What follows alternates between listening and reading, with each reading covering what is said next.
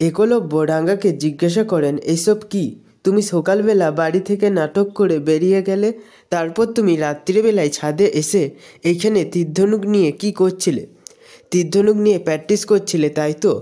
তুমি তো বললে যে একাডেমিতে গিয়ে তুমি থাকবে, হোস্টেলে থাকবে, প্র্যাকটিস করবে। তুমি ওইখানে প্র্যাকটিস করতে পারোনি, তাই তো? রাঙামতি, আমি তোমাকে একটা কথা বলেছিলাম, তোমার প্র্যাকটিস করা হয়ে গেলে তুমি রাত্রিবেলা বাড়ি ফিরে এসো, কিন্তু তুমি সেই কথাটা শোনার প্রয়োজন মনে করনি। রাঙ্গা বলেন, হ্যাঁ শুনলাম তো, তুই বলেছিলি বলেই তো তোর কথা শুনে আমি বাড়িতে চলে এলাম। একলব্য বলেন, তাই? সেই জন্যই তুমি বাড়িতে চলে এসেছো?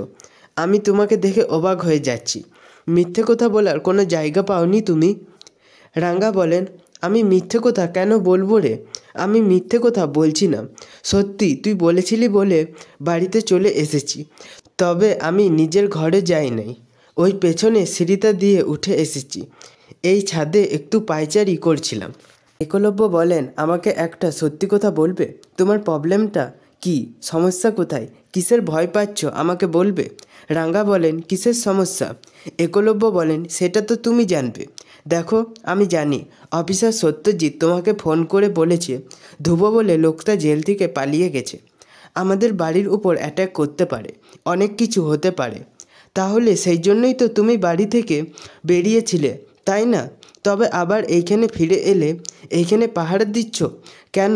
সমস্যাটা বলো আমাকে, প্রবলেমটা বলো।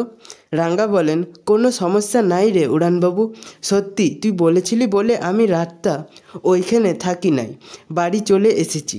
আমি ভেবেছিলাম যে রাতে একটু ছাদে টগর দিয়ে নেব, তারপর নিজের ঘরে গিয়ে শুয়ে পড়ব, আর সকালবেলায় তোরা উঠে আমাকে দেখে খুশি হয়ে যাবি, তাই না?